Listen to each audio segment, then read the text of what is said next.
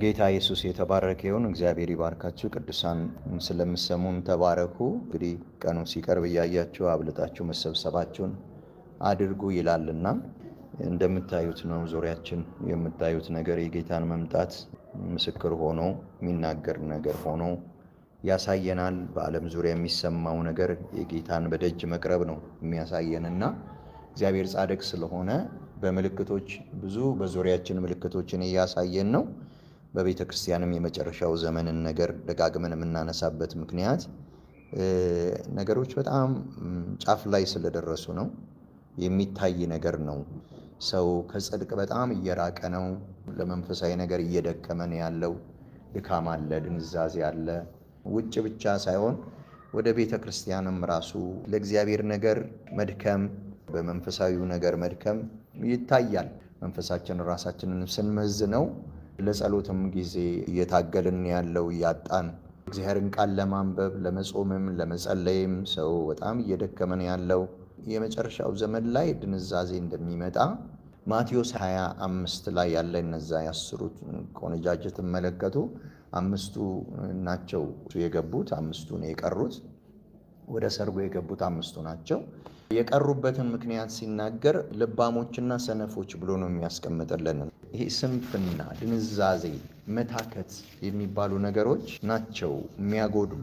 በመጨረሻው ዘመን ላይ ደግሞ በቃ ድብት እንዳንጸልይ፣ ሌሊት ተነስተን እንዳንጸልይ፣ ሮብ መተን እንዳንጸልይ፣ አዳር ጸሎት መተን እንዳንጸልይ፣ በቃ ጸሎት የሚባል የሆነ ድብት የሚያደርግ ሌላ ነገር ላይ ቁጭ ያደርገናል። ምንም ስንተጋ የምንውልባቸው ብዙ ነገሮች አሉ። ግን መንፈሳዊ ነገር ላይ የሚያዳክም ነገር አዚም እናያለን። ይሄ የኢየሱስን መምጫ መድረሱን በደጅ መሆኑን እንቅልፍ አላቸው ይላል።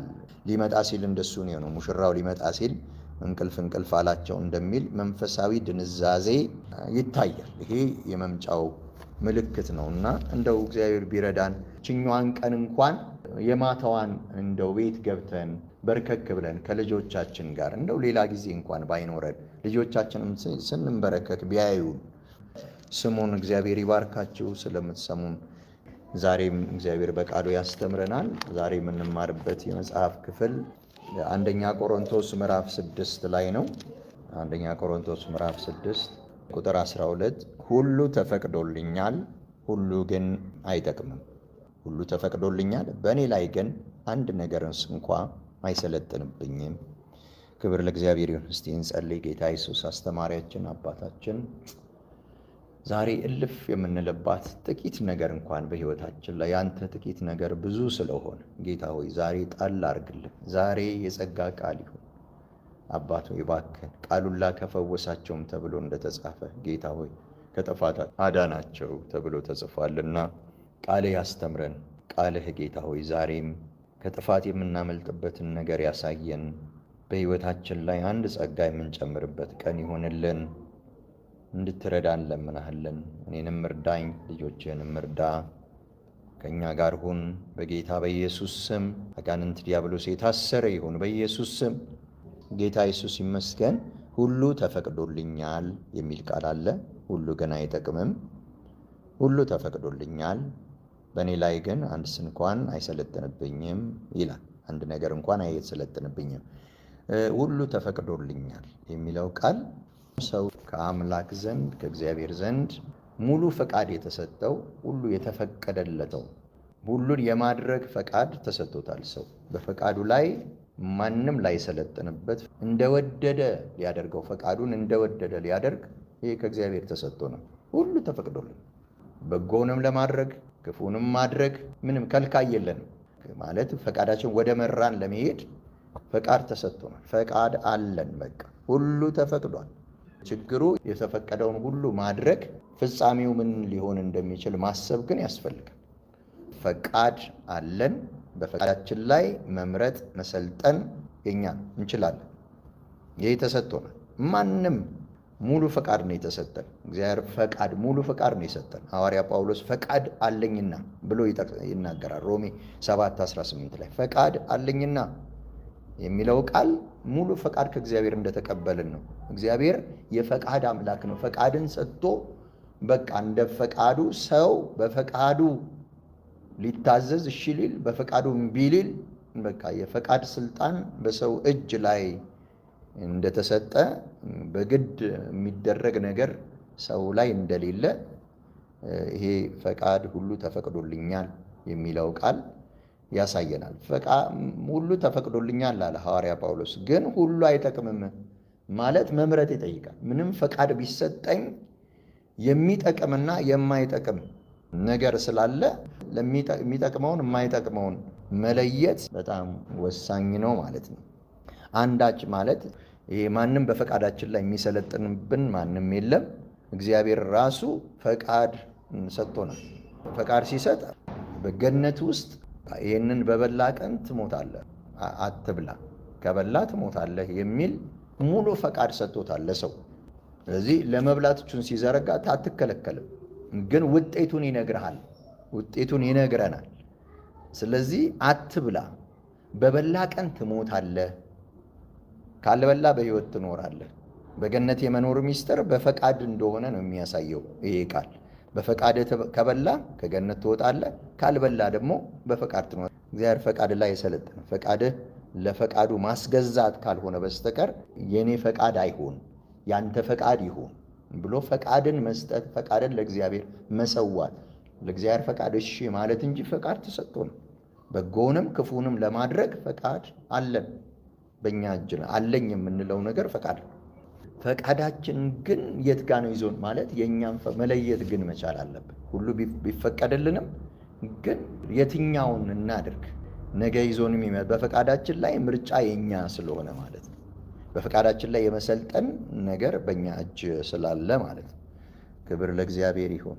ስለዚህ የኔ ፈቃድ አይሁን ያንተ ፈቃድ ይሁን ማለት ትልቅ ነገር ነው። በጎ ፈቃድ እንግዲህ ፈቃድ የሰው የራስ ስለሆነ እዚህ ዘፍጥረት 49:6 ላይ ስለ ሌዊና ስምዖን የሚናገረው ቦታ ላይ ዘፍጥረት 49 እንዲህ ይላል። ያዕቆብ ልጆቹን ሰብስቦ የተናገረበት ቦታ ነው። ምን አለ?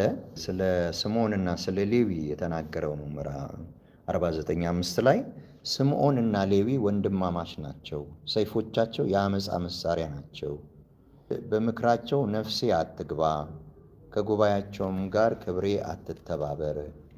ቁጣቸው እርጉም ይሁን ጽኑ ነበረና፣ ኩርፈታቸውም ብርቱ ነበረና፣ በቁጣቸው ሰው ገለዋልና፣ በገዛ ፈቃዳቸውም በሬን አስነክሰዋልና። ይሄ ነው በገዛ ፈቃዳቸው በሬን አስነክሰዋል የሚለው። በሬን ምንድነው? ቋንጃ፣ የበሬን ቋንጃ። አሁን የፈረስ ቋንጃ ነው የሚቆረጠው። እነሱ ግን ሴኬም ምድር ላይ አንድ ዲና የምትባል እህታቸውን የሆነ ሰው አረከሳትና ከዛ ሄደው የከተማይቱን ሰዎች ተገረዙና ልጃችንን እንሰጣቸዋለን ብለው ያው በተንኮል እንደሱ አደረጉ። ሄደው ማለት ተገርዘው ሳለ ሕዝብ አጠፉ። ከዛ ያዕቆብ ይህን ሲሰማ ምን ነው እነሱ ናቸው የተማከሩትና በዚች ሀገር ተሰድጄ መጥቼ በስደት ሀገር ባለሁባት ሀገር ምን ነው በእነሱ ፊት እንድጠላ ልታረጉኝ ነው ብሎ በጣም ያዕቆብ አዝኖ ነው ይህንን ቃል የተናገረው። በምክራቸው ነፍሴ አትግባ ያለው ይህንን የሰሩት እነሱ አባታቸውን ሳያማክሩ ነው ይህን ያደረጉት። እና ይታይ የበሬ ቋንጃ እስኪቆርጡ ድረስ በገዛ ፈቃዳቸው ይላል። የገዛ ፈቃድ አለ ማለት ነው። የሰው ፈቃድ የገዛ ፈቃድ የሚባላል።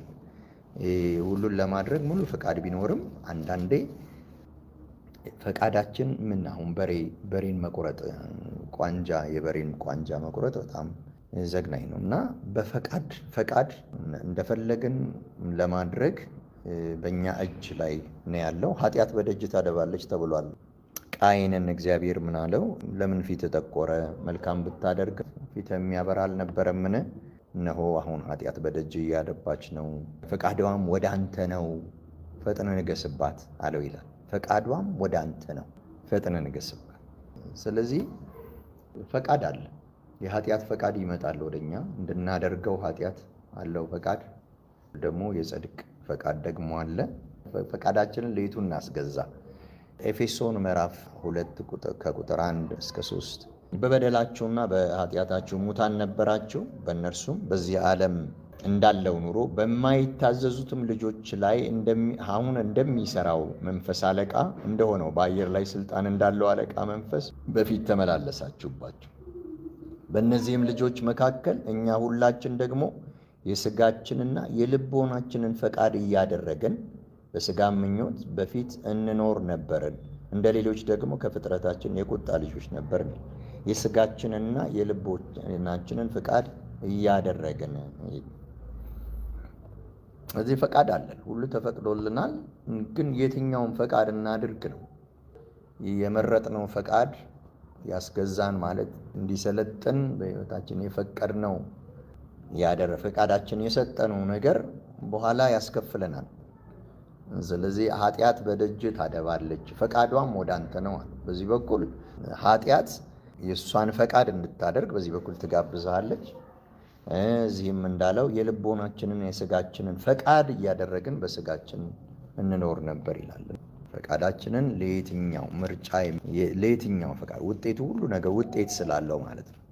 ወይ ይጠቅማል ወይ ደግሞ ያጠፋል፣ ያጎላል። የልባችንና የሥጋችንን ፈቃድ ብናደርግ ያው ዋጋው ምንድን ነው? የምናገኘው በኋላ ምንድን ነው? ውጤቱን ማሰብ የሚጠቅም የማይጠቅም ብሎ መለየት ያስፈልጋል ማለት ነው። ፈቃድ ስላለን ሁሉ ተፈቅዶልኛል፣ ግን ሁሉ አይጠቅመኝም ማለት ጭራሽ እንደውም በእኔ ላይ አይሰለጥንብኝም ማለት የፈቀድነው ነገር በእኛ ላይ ይሰለጥንብናል። ጽድቅን ከመረጥን በእኛ ላይ ይሰለጥናል። ደግሞ ያኛውን ደግሞ የማይጠቅመውን ደግሞ ፈቃዳችንን ለሱ ካስገዛን የልባችንና የሥጋችንን ፈቃድ ካደረግን ደግሞ ውጤቱ በግልጽ ነው። እንግዲህ እኔ ማለት በሥጋዬ ብሏል ሐዋርያ ጳውሎስ፣ በጎ ነገር እንዳይኖር አውቃለሁ፣ ፈቃድ አለኝና መልካሙን ግን ማድረግ የለኝም ማለት። ስለዚህ ያው ሥጋችን ሁል ጊዜ መልካም ነገርን ይዞ አይመጣም። ስለዚህ ፈቃድ ስላለን ሁሉን የምናደርግ ከሆነ ፍጻሜው ያው የሚገድል ይሆናል። ስለዚህ ፈቃዳችንን ለሚጠቅመው ወይም ለሚያድነው ነገር ማስገዛት ይሻላል። ውጤት ተኮር መሆን አለበት ፈቃዳችንን ስንሰጥ ማለት ነው። ፈቃድ የሰው የውስጥ እሺታ ማለት ነው። ስለዚህ አትብላ ለሚለው ለእግዚአብሔር ፈቃድ ለእግዚአብሔር ቃል በመታዘዝ እግዚአብሔርን በመታዘዝ የእግዚአብሔርን ሐሳብ የእግዚአብሔርን ፈቃድ በማድረግ በሕይወት መኖር አለ። እበላለሁ ብለህ ደግሞ ለመሞት ደግሞ ያንን ፈቃድ መኖር ምርጫ ነው ማለት ነው፣ ይቻላል። ስለዚህ ሁለት ፈቃዶች ነው ያሉት። መጽሐፍ ቅዱሳችን ላይ የሚያስቀምጥልን ሁለት አይነት ፈቃድ አለ። አሁን እያነሳሁት ያለው ፊልጵስዩስ ምዕራፍ 2:13 ስለ በጎ ፈቃዱ መፈለግንም ማድረግንም በእናንተ የሚሰራ እግዚአብሔር ነው ይላል። ስለ በጎ ፈቃዱ። ስለዚህ በጎ ፈቃድ የሚባል አለ ማለት ነው። ሌላው ደግሞ በጎ ያልሆነ ክፉ የሚባል ደግሞ ፈቃድ አለ ማለት ነው። በጎ ያልሆነ የሥጋ ፈቃድ የሚለው ኤፌሶን ቅድም የልቦናችንና የሥጋችንና የልቦናችንን ፈቃድ እያደረገን የቁጣ ልጆች ነበርን ይላል። በጎ ፈቃድ አለ፣ እግዚአብሔር የሆነ በጎ ፈቃድ አለ። ሮሜ 12 እንግዲህ ወንድሞች ሆይ ቁጥር 1 ሰውነታችሁን እግዚአብሔርን ደስ የሚያሰኝ ሕያው ቅዱስ መሥዋዕት አድርጋችሁ ታቀርቡ ዘንድ በእግዚአብሔር ርኅራኄ እለምናችኋለሁ። እርሱም ለአእምሮ የሚመች አገልግሎታችሁ ነው። የእግዚአብሔር ፈቃድ እርሱም በጎና ደስ የሚያሰኝ ፍጹም የሆነውን ነገር ምን እንደሆነ ፈትናችሁ ታውቁ ዘንድ በልባችሁ መታደስ ተለወጡ እንጂ ይህንን ዓለም አትምሰሉ። የእግዚአብሔር ፈቃድ እርሱም በጎና ደስ። ስለዚህ በጎ ፈቃድ ጽድቅ የሆነ መልካም የሆነ ለዚህ ፈቃድ መኖር ፈቃዳችንን መስጠት ወይም ደግሞ የሥጋችንና የልቦናችንን ፈቃድ እያደረግን እንኖር ነበረ። ከፍጥረታችንም የቁጣ ልጆች ነበር። የቁጣ ልጅ የሚያደርግ ደግሞ የሥጋና የልብ ፈቃድ፣ ይሄ ሥጋዊ ፈቃድ ማለት ነው። ስለዚህ የትኛው ነው የሚሻለን? ውጤት ስላለው ሁለቱም መድረሻ ስላለው የትኛውን ፈቃድ አድርገን መንግሥቱን ነው። ሮሜ ምዕራፍ 8 ላይ ቁጥር 1 ልጀምረው። እንግዲህ በክርስቶስ ኢየሱስ ላሉት አሁን ኩነኔ የለባቸውም። በክርስቶስ ኢየሱስ ያለ የሕይወት መንፈስ ሕግ ከኃጢአትና ከሞት ሕግ አርነት አውጥቶኛልና ከሥጋ የተነሳ ስለደከመ ለሕግ ያልተቻለውን እግዚአብሔር የገዛ ልጁን በኃጢአተኛ ሥጋ ምሳሌ በኃጢአትም ምክንያት ልኮ አድርጓልና እንደ መንፈስ ፈቃድ እንጂ እንደ ሥጋ ፈቃድ በማንመላለስ በእኛ የሕግ ትእዛዝ ይፈጸም ዘንድ ኃጢአትን በሥጋ ኮነነ። እንደ ሥጋ ፈቃድ የሚኖሩ የሥጋን ነገር ያስባሉና፣ እንደ መንፈስ ፈቃድ የሚኖሩ ግን የመንፈስን ነገር ያስባሉ። ስለ ሥጋ ማሰብ ሞት ነው፣ ስለ መንፈስ ማሰብ ግን ሕይወትና ሰላም ነው። ስለ ሥጋ ማሰብ በእግዚአብሔር ዘንድ ጥል ነውና ለእግዚአብሔር ሕግ አይገዛምና መገዛትም ተስኖታል። በሥጋ ያሉት እግዚአብሔርን ደስ ያሰኙ አይችሉም። ቁጥር 12 ላይ እንግዲህ ወዳጆች ሆይ ዕዳ አለብን፣ እንደ ሥጋ ፈቃድ ግን እንኖር ዘንድ ለሥጋ አይደለንም። እንደ ሥጋ ፈቃድ ብትኖሩ ትሞቱ ዘንድ አላችሁና፣ በመንፈስ ግን የሰውነትን ሥራ ብትገድሉ በሕይወት ትኖራላችሁ። ስለዚህ ሁለት አይነት ፈቃድ ነው ያለው። በሕይወት የሚያኖር ፈቃድና የሚገል ፈቃድ ነው ያለው። ስለዚህ እንደ ሥጋ ፈቃድ መኖር ሞትን ይዞብን ሲመጣ፣ እንደ እግዚአብሔር ፈቃድ እንደ መንፈስ ፈቃድ የምንኖር ደግሞ የሕይወት የዘላለም ሕይወት ይላል። እንደ ሥጋ ፈቃድ ብትኖሩ ትሞቱ ዘንድ አላችሁና በመንፈስ ግን እንደ እግዚአብሔር ፈቃድ ኖረን ማለት የሰውነትን ሥራ ብትገድሉ በሕይወት ትኖራላችሁ ይላል። ክብር ለእግዚአብሔር ይሁን። ስለዚህ ሁሉ ቢፈቀድልንም መፍቀድ ያለብን ፈቃዳችንን መስጠት፣ ፈቃዳችንን ማስገዛት ያለብን ለእግዚአብሔር ፈቃድ፣ የእኔ ፈቃድ አይሁን ያንተ ፈቃድ ይሁን ብለን ለእግዚአብሔር ፈቃድ ሕይወታችንን እንድንሰጥ ነው ይሄ ቃል የሚያስተምረን፣ ሕይወት ስላለበት ማለት ነው። ስለዚህ ፈቃዳችንን ለማስገዛት ዛሬ የሰለጠነብን አይሰለጥንብኝም እንዳለ ማለት ነው። የትኛው ፈቃድ በሕይወታችን ሰልጥኗል? ሁሉ ተፈቅዶልኛል፣ ሁሉ አይጠቅምም። የማይጠቅመው ፈቃድ በእኔ ላይ ሰልጥኖ እንዳይሆን የሚጠቅመው ወይም ሕይወት የሆነው ፈቃድ በእኔ ላይ ሊሰለጥን ሲገባው የማይሆን ነገር ሰልጥኖብኝ ከሆነ በሕይወታችን የሰለጠነብን ነገር የማይሆን ነው፣ የእግዚአብሔር ያልሆነ ምድራዊ የሆነ ዓለማዊ የሆነ የሰለጠነብን የማይጠቅም ነገር ሰልጥኖብን ከሆነ ዛሬ ፈቃዳችንን ዛሬ አስለቅቀን ከተያዝንበት ባሪያ ሊያደርገን ወደኛ ከመጣው ኃጢአት የሆነ ሕይወታችን ላይ የሰለጠነ ሕሊናችን ላይ የሰለጠነ ቀስ ብሎ በእኛ ላይ እንዳይነግስ ዛሬ ይሄ ቃል እየነገረን ነው። ይሄ ቃል እየመከረን ነው። ሰዎች መጠጥ፣ ሲጋራ፣ የተለያየ ሶሻል ሚዲያው ምኑ ብዙ አለ የሚሰለጥንባቸው ነገር የሚገዛቸው ነገር።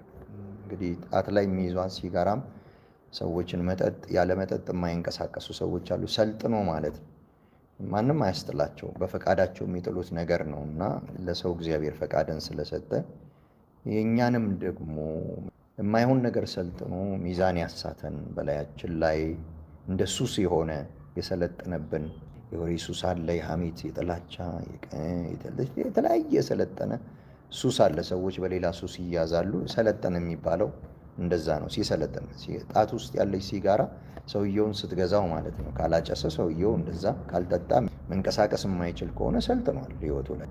አንዳንድ ነገሮች ሕይወታችን ላይ ሰልጥነው ጸሎት የከለከሉን፣ ጽድቅ የከለከሉን፣ እግዚአብሔርን ቃል ማንበብ የከለከለን፣ ወደ እግዚአብሔር ቤት እንዳንመጣ የከለከለን፣ የተለያየ የተያዝንበት የተጠመድንበት የሰለጠነብን ፈቃድ ካለ የልብና የሥጋ ፈቃድ ካለ ዛሬ ቀብረን በቃ እሱን ቀብረን ዛሬ ፈቃዳችንን ለእግዚአብሔር አሳልፈን መስጠት፣ ለጽድቁ ለመንግስቱ አሳልፈን መስጠት አለብን። ለተሰሎንቄ ሰዎች ሐዋርያ ጳውሎስ ምን አለ?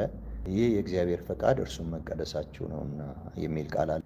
እግዚአብሔር ፈቃድ መቀደስ ነው፣ ለእሱ ሕይወታችንን መስጠት ነው። ጌታ ኢየሱስ ይርዳን፣ ሁላችንንም ያግዘን። በጌታ በኢየሱስም ፈውስ ይሁን። ጌታ ሆይ ፈውሰን፣ አባቶ ይፈውሰን፣ እርዳን። ጌታ ኢየሱስ ሆይ ትችላለህ፣ መፈወስ ትችላለህ፣ መርዳት ትችላለህ። የምትረዳ አንተ ነህና ጌታ ኢየሱስ ሆይ እህቶቼን እርዳ፣ ወንድሞቼን እርዳ። እባክህ አግዘን። አባታችን ሆይ አንተ ብቻ እግዚአብሔር ነህ፣ ሁሉን ቻይ ነህ። ጌታ ኢየሱስ ሆይ እባክህ ለፈቃድህ ሕይወታችንን አስገዛ። ያንተ ፈቃድ ይሁን በሕይወታችን፣ የእግዚአብሔር ፈቃድ ይሁን ብለን ዝም አልን ብለው ሐዋርያት እንደተናገሩ ጌታ ኢየሱስ ሆይ ለአንተ ፈቃድ እጃችንን ዛሬ የምንሰጥበት ቀን ይሁንልን። ጌታ ሆይ የሰለጠነብን ነገር ሥጋዊ ሆነ ምድራዊ የሆነ ዓለማዊ የሆነ አጋንንታዊ የሆነ ነገር በኢየሱስ ስም ጌታ ሆይ ሁሉ ተፈቅዶ ጌታ ሆይ ግን በላያችን ላይ የሰለጠነ መለየት አቅቶን ጌታ ኢየሱስ ክርስቶስ ለማይሆን ነገር ፈቃዳችንን የሰጠን ፈቃዳችንን የገዛ ፈቃዳችንን የያዘውን ነገር ዛሬ ያስለቀቀንና የሰለጠነብንን ነገር ከላያችን ላይ አንከባል። አንተ ብቻ ንገስ። ያንተ ፈቃድ ብቻ በላያችን ላይ ይሰልጠን። ሕይወት ነው ያንተ ፈቃድ፣ ሕይወት ነው ጌታ ሆይ አቤቱ በስጋ ፈቃድ ብንኖር በልባችን ፈቃድ ብንኖር ጌታ ሆይ እንሞት ዘንድ አለንና ከሞት አድነን ጌታ ኢየሱስ ሆይ አቤቱ ለአዳምም አልጠቀምም ጌታ ኢየሱስ ሆይ እባክህ ሞት መጣበት። ዛሬ ለፈቃድ ሕይወታችንን አሳልፈን አደራ እንሰጣለን። ጌታ ኢየሱስ ከእኛ ጋር ሁን። ወንድሞቼን እርዳ፣ እህቶቼን እርዳ። ጌታ ኢየሱስ ሆይ እባክህ በልባችን አኑረው ይህንን ቃል ጌታ ኢየሱስ በኢየሱስ ስም ዛሬ ፈቃዳችንን ላንተ እንስጥ። የሰለጠነብን ነገር ይነቀል በኢየሱስ ስም። በጌታ በኢየሱስ ኃጢአት ሆኖ የሰለጠነብን በኢየሱስ ስም የሰለጠነብን ዝም ስላልከን ጌታ የላያችን ላይ የሰለጠነ እንዳያጎድለን ከመንግስት እንዳያጎድለን እባክህ ዛሬ በዚህ ቃል ጌታ ሆይ እንደተናገርከን እርዳን። እባክህ ከኛ ጋር ሁን በኢየሱስ ስም፣ በጌታ በኢየሱስ ስም። ወገኖች እግዚአብሔር ይርዳን፣ ያግዘን። ጸልዩ እባካቸው። መቼስ ቆም ብለን ራሳችንን ስናዳምጠው የሰለጠነብንን ነገር ፈቃዳችንን ሰጥተነው የሰለጠነብን ነገር ብዙ ቀስ ብሎ እንደ ሌባ የገባ ነገር አለና እንደው ጌታ ኢየሱስ ከሕይወታችን ይንቀልልን። እሱ ብቻ ይሰጠን በሕይወታችን። ጌታ ኢየሱስ ለአንተ አደራ ሰጠን። ወንድሞቼን አደራ ሰጣለሁ፣ እህቶቼን አደራ ሰጣለሁ። ቀሪውን ሰዓት ተረከብልን አባት ሆይ ስላስተማርከን ተመስገን። እጅ በእኛ ላይ ትሁን ጌታ ኢየሱስ፣ በደም ሸፍንን። ቃልህ ሕያው ነው፣ ይስራ። እኛ ደካሞች ነን፣ ግን ቃልህ ሁለት አፍ ካለው ሰይፍ ይልቅ የተሳለ ስለሆነ ገብቶ ይስራ። የሚቆረጠውን ይቁረጥ ጌታ ሆይ እባክህ አብጀን ስራን በኢየሱስ ስም። ስም ብሩክ ይሁን። እግዚአብሔር ይባርካችሁ፣ ይጠብቃችሁ፣ ፊቱን ያብራላችሁ፣ ይራራላችሁ፣ ፊቱን ወደ እናንተ ያንሳ፣ ሰላምንም ይስጣችሁ። በኢየሱስ ስም ሰላማችሁ ይብዛ።